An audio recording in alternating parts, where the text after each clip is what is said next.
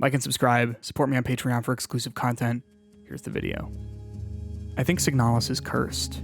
Every time you start the game, a line of text appears on screen. It's small and distorted, but sends a shiver down my spine. Some parts of this game may be considered violent or cruel. It's dreadful in its implication, but then is followed up by the title screen, where you hear a distant chime. It feels like you're trapped inside a metal enclosure and there's someone just on the other side of the wall doing something. Signalis is a nightmare. It plays like a waking bad dream where every door you enter reveals some new horror that you don't want to see, where the path forward is always down, deeper into the dark. It's an amalgamation of multiple consciousnesses held together by a single phrase. Remember our promise, the game says. You promised to find her, but she's not here. Of course, she's not in the mines of Sierpinski or the drab apartments of Rotfront or in the replica dorms of Lang or the undulating depths of nowhere. Searching for Alina Sio or Ariane Young or someone somewhere feels like sleepwalking. You promised. As you play Signalis, there's a sense of disconnection from reality and logic. A question washes over you as your search continues. Where is this? Nothing makes sense, everything feels wrong, and like I'm looking at the world through a kaleidoscope. Signalis posits an answer. Maybe we're not on Rotfront or Lang or the United States or even Earth anymore. Perhaps this is hell.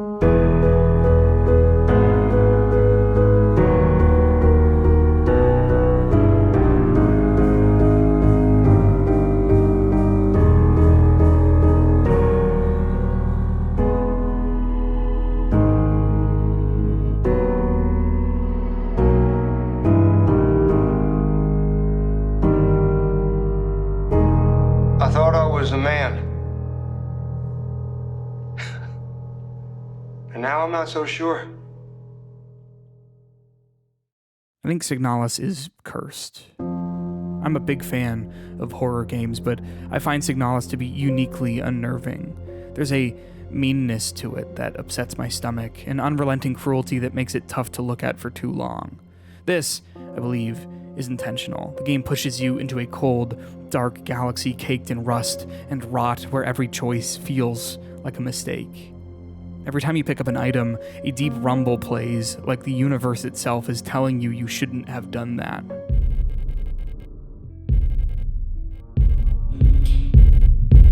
Even saving the game feels confrontational. Signalis is a dark game. Every screen is drenched in shadow and unknowable blackness, but when you find respite inside a save room and etch your progress in marble as a testament to the steps forward you've made, the screen is bathed in an assaulting, bright red light.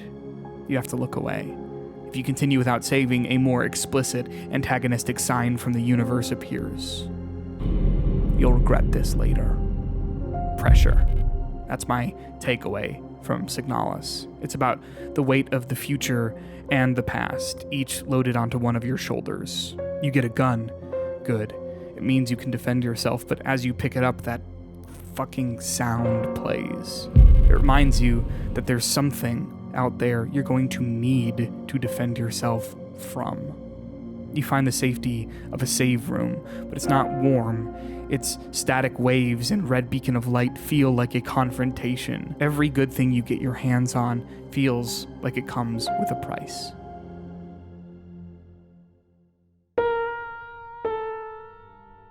In a video like this, it feels like I should try to summarize Signalis for you, but I'm not sure I can. There's too much left to interpretation for me to concretely tell you its events without pushing you in a subjective direction. The game's community can't even seem to make up its mind about the truth of what happens in Signalis. It's dense, not made to be understood in a traditional way that can be comfortably categorized on a wiki or YouTube lore videos. It's not told linearly or even literally. I do not know what I'm meant to take as canon, factual events from the game's story, but I can try. Signalis follows an android, a replica named Elster, as she searches an abandoned mining facility for someone. Alina Sio, or Ariane Young, two women who look identical that Elster can't seem to keep straight. Elster was assigned as a service replica to Ariane on a doomed mission to explore the stars as conscripted by the military, but after several years of blissful exploration where Elster and Ariane fell in love, they ran out of provisions and Ariane was kept alive in cryosleep, but left to suffer the effects of radiation poisoning from the decaying ship. Elster searches for Ariane, or maybe Alina, a woman she knew in her past life, as the world descends into a nightmare of Ariane's creation. It's a kaleidoscope, a refraction. It might be set in hell. What does being in hell actually mean?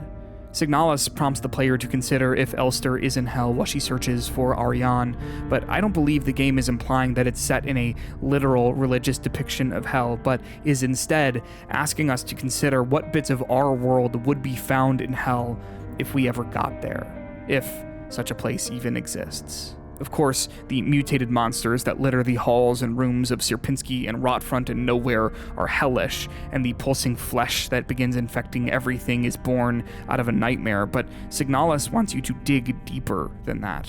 There are a lot of moments in Signalis that I've turned over in my mind again and again like a coin, memorizing their notched edges, but one interaction bothers me. It keeps me awake at night. In the first half hour or so of the game, you meet Isa, a woman searching the Sierpinski facility for her sister, a sister she knows in her heart of hearts that she won't find. You run into Isa periodically throughout Signalis. After all, Elster and Isa are on similar journeys looking for someone who might not even exist anymore. But it's what Isa says as she sits defeated on a bench that really gets to me.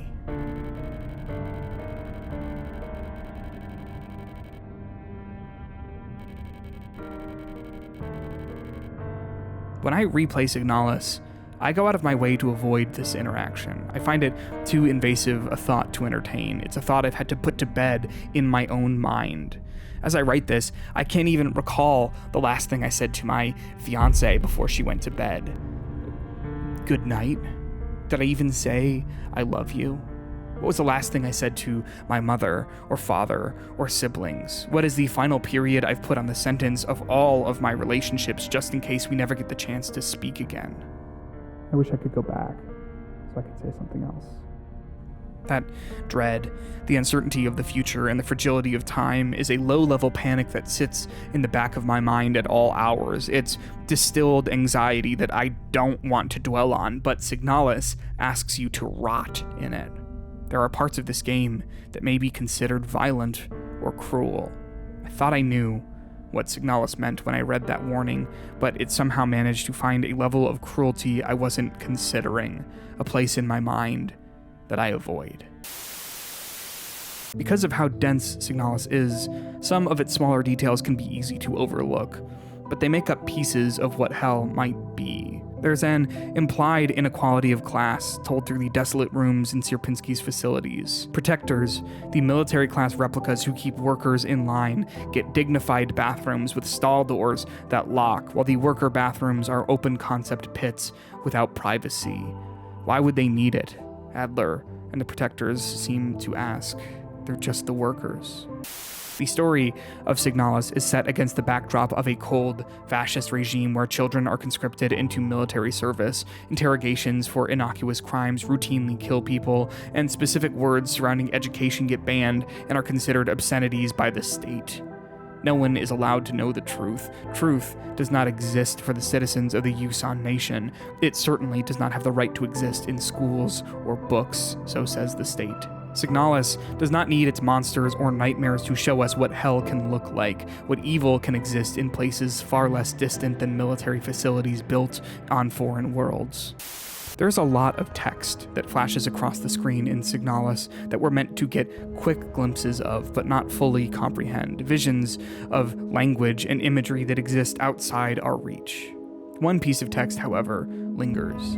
As Adler, the overseer of the Sierpinski facility, attacks Isa, we get a good, long look at a simple sentence. Signalis tells the story of a cage, of people pushed to relive the same hell over and over and over again. But not everyone feels trapped. Adler likes being the king of a world of shit. He loves to dominate and torture the people who are trapped alongside him. The text is correct. No one is there by choice, but there are people who revel in that fact. People who look at a world that takes advantage of the disenfranchised and oppressed, and instead of helping dismantle it, seek a place at the top.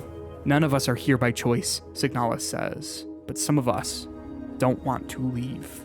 The final time we see him, Adler begs Elster to stay, to keep things as they are so he can continue residing over a world he gets to endlessly torture and abuse, a world of people smaller than he is. As Elster pushes forward, he calls her a selfish monster. The words he spits, however, are a final truth, not about Elster, but about Adler. They're not words, they're a mirror, a reflection. Men like Adler are what we will find if we ever bump into another soul in hell. In fact, maybe there's a reason we bump into so many men like him now. As I've gotten older, I've grown into someone I don't completely recognize. I'm still me, yeah, but why do I feel like there's someone different looking back at me in the mirror? Signalis is obsessed with reflections. Almost everywhere you go, you'll find mirrors or glass or glossy floors that reflect Elster's image back at her. Signalis is interested in asking questions about what makes us human, as many games about synthetic cognition and androids do, but I don't believe the game is being shallow with it by showing us a synthetic person doing person things like loving and hurting and asking if our tiny little minds are blown. It feels like Signalis assumes that we already view Elster as human, at least to some degree, when the game starts, but it refracts that question back at us. It's not, does Elster ever feel like a human? And is instead, do you ever feel like a replica? They say that every 7 years, all of the cells in your body have been replaced by other cells. That you're constantly starting anew at 7, then at 14, 21, 28, 35, it goes on. Well, the science behind that isn't exactly spot on. There is some truth to it. Signalis alludes to the ship of Theseus, a similar metaphor that asks if a boat is replaced piece by piece until nothing from its original iteration remains, is it the same boat? Am I still me? Are you still you when your pieces have been swapped and you can't remember what you came here for, when you are trapped on the other side of the mirror as you watch someone with your face look back at you? Signalis' devotion to this concept reminds me of Annihilation. There's a scene towards the end of the movie that sits with me as the biologist discovers what happened to her husband after he entered Area X, a place where all biological life is refracted and combined. I thought I was a man.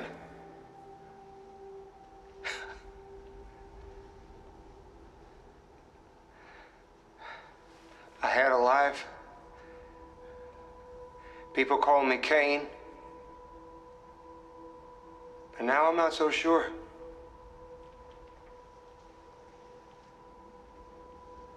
If I wasn't Cain, what was I?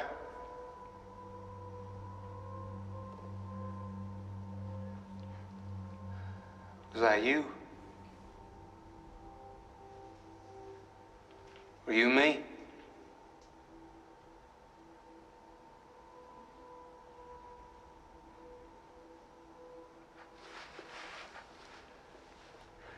My flesh moves like liquid. My mind is cut loose. I can't bear it. I can't bear it. I can't bear it. Of course, in a literal sense, Annihilation, the film, is about an alien event that exists outside the bounds of our understanding, but I see its themes surrounding reflection, identity, refraction, and what makes a person in nearly every scene of Signalis. We have all been replaced and are walking around the earth as strangers, each piece of us synthesized, photocopied from the previous version of ourselves. In the memory ending of Signalis, one of the 3 main endings, Elster finds Ariane, but cannot keep the promise she made to her.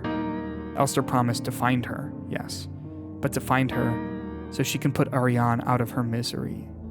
In the memory ending, when she finally finds her, Ariane doesn't recognize Elster, and, overcome with grief, Elster can't find it within herself to kill her. As she collapses next to Ariane, text flashes across the screen in German. Ich bin wieder ich, aber du bist nicht mehr du. I am me again, but you are no longer you. And then...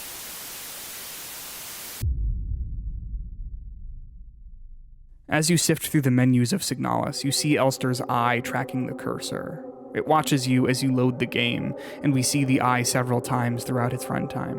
What's interesting about Elster's eye, however, is that we can see the synthetic optical nerve behind her pupil. This is an intentional choice that calls focus to the existence of the optical nerve itself. We do not actually perceive the world as we see it. The optical nerve transmits images of light that pierce the lens of our eyes to our brain, but the images are mirrored, reflected, transmitted to the brain upside down. Signalis points out that no matter what, you are always looking at a distorted version of yourself and a kaleidoscopic view of the world that requires interpretation to be understood. Everything is flipped and skewed, and you will never know what your face or your friend or sister or lover's face look like without seeing them through a mirror. There is no reality where we get to perceive things as they are. Everything is reflected and unwhole. Signalis starts with Elster waking up in the wreckage of the ship she served on with Ariane, and she leaves it in search of her. She wanders the wastes surrounding the ship before coming across a hole in the ground. This moment also reminds me of Annihilation, not the film this time, but the book it's based on.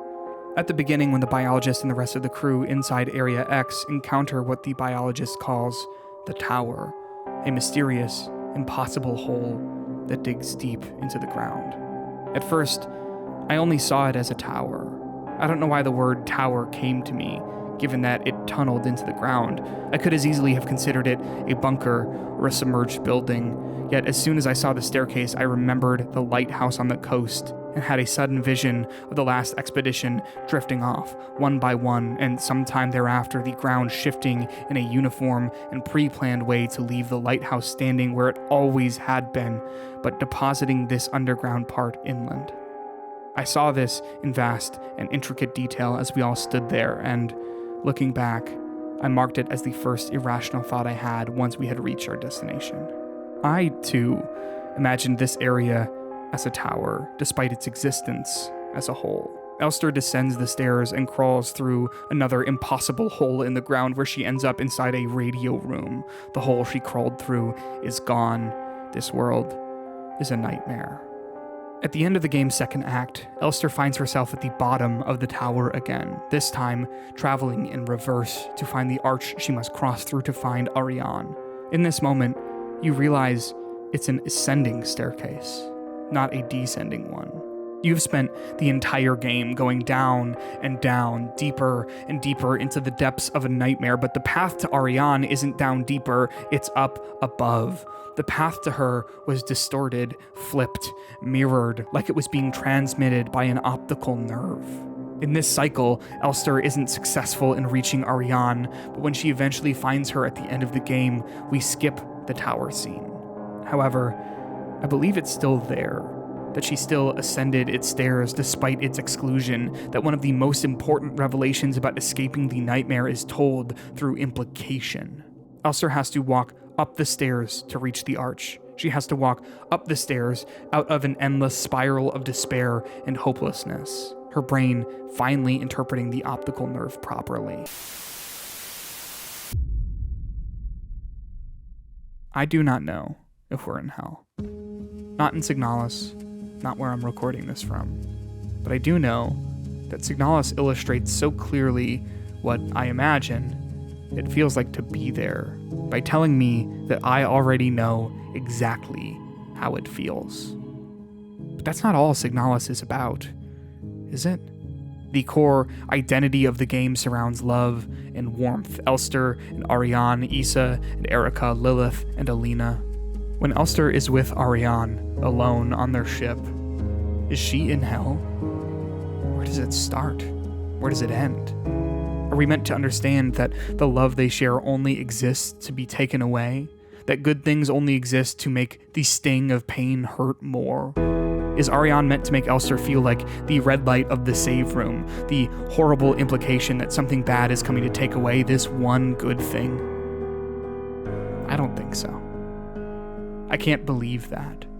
The desolate apartments of Rotfront are cold. The mining facility is cold. Lang is cold. So why does Signalis center itself around something so warm? Maybe there's something I'm missing. Maybe Signalis is not about torturing yourself over your own personal failures. Maybe it's not about exploring the depravity and depths of what hell feels like. Signalis is dense. It's difficult to comprehend no matter how many times you've played it, no matter how many different angles you've viewed it at, no matter which bit of light its kaleidoscope is catching. There are small things that are easy to overlook, so it's no surprise that I overlooked the most important word in its thesis. Perhaps this is hell. Perhaps not. Like and subscribe. I've got your back.